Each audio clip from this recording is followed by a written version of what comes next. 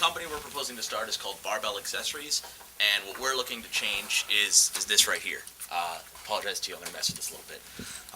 This piece right here, the mic clip, moves this way or this way, and that's it.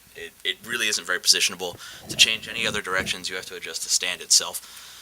Every single company that manufactures these, there are a number of small companies, there are a number of small companies who specialize in hardware accessories, who distribute either through large retailers or through small distributors. There are a number of huge companies like Yamaha and PV who manufacture this stuff, by the boatloads and just throw it off as a loss leader and don't really put a lot of time into marketing this product. There's no innovation. There's no design changes from company to company to company. There's manufacturing changes. Some companies will line the inside threads with metal. Some will be plastic. Sometimes these threads here, the screws that keep this going, are better or worse. But fundamentally, the design hasn't changed in ever. What we're proposing is to create a design that works on a circular joint, where this piece, instead of moving in one direction, that's locked in very poorly. We're trying to fix two problems, that it moves in one direction or the other, and that this piece here tends to come loose very often.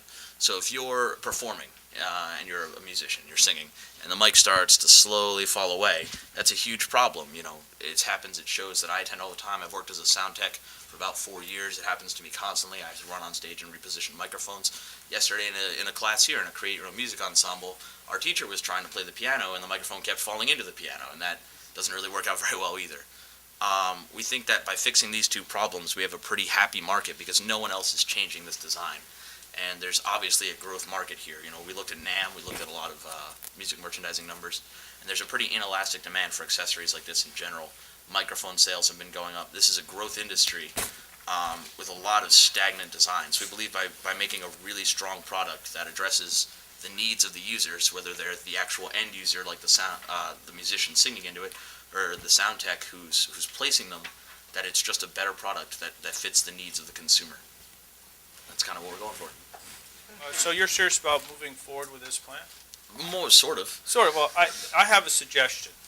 First of all, for me as a business guy, I see a really nice product idea. I love it. It's what we would call user-centered design. And just like Baird, you worked it as a music tech, so there's no way that I would ever question the efficacy of the design. Now it's a matter if it can be manufactured and where's the best place to manufacture it without getting ripped off. And we have an alum who is head of manufacturing at Gillette down in South Boston. Okay. And Bob would know. Mark doesn't. Because they do a lot of plastic injection molding and manufacturing, right. Millions and millions of units, as we go on here. So in any event, so that sort of networking is important for any entrepreneur, and Bob would very much like to talk. He will talk with you as an alum. Okay. Now, as a plan, this thing just also goes on and on and on. It's not a business document. I have really no idea what the business is here.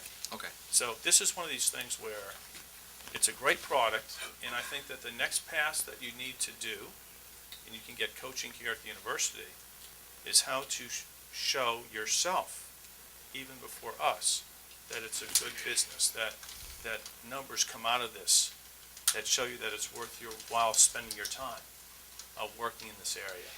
So those are my overall comments, but it'd be my pleasure to hook you up with Bob. Okay. Can I- You think it's a good business? I have to ask myself why manufacturers over the years haven't come up with your idea. And yes, you can say that maybe the business is a bit stagnant and not innovative. But Rob, I think there is a reason why the microphone is designed. We have that design. A microphone vibrates with a diaphragm. And these are directional microphones. They have to be in front of you. If it rotates to the side, you might not be catching the signal. And so I resonate with a number of the issues that you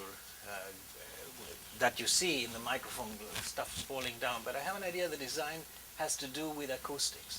Okay, so and I think the explanation to me in the plan that somehow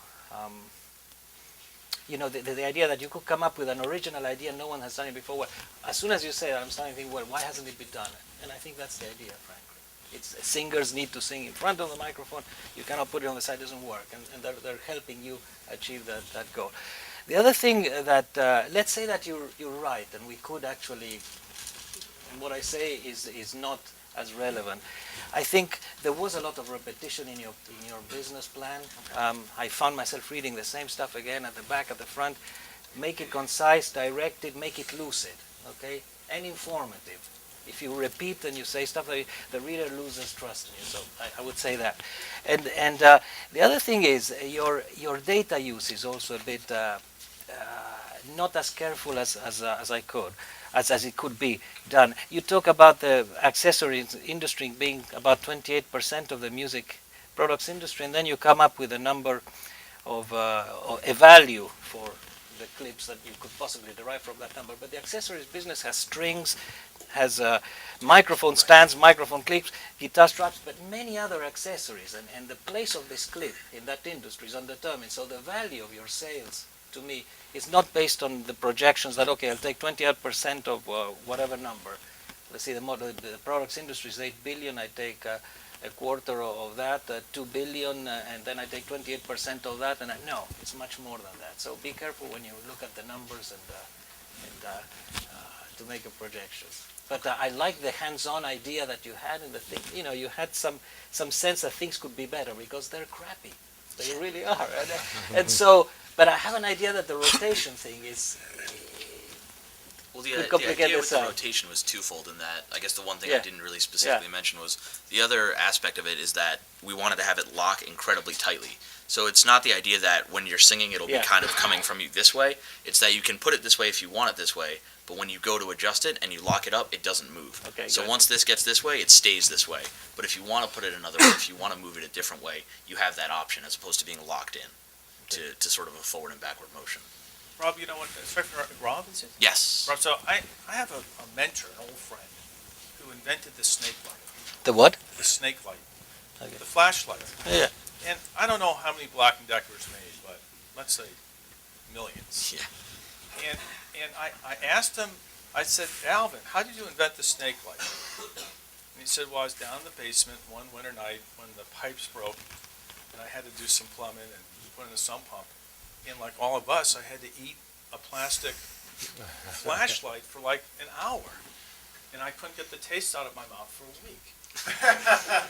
and so I went to work the next day as an engineer at Black & Decker, and I figured how to make something that was flexible and had memory, but would stay fixed at an odd position. So I was reading your plan, I was thinking to myself, gee, you need to talk to Alvin.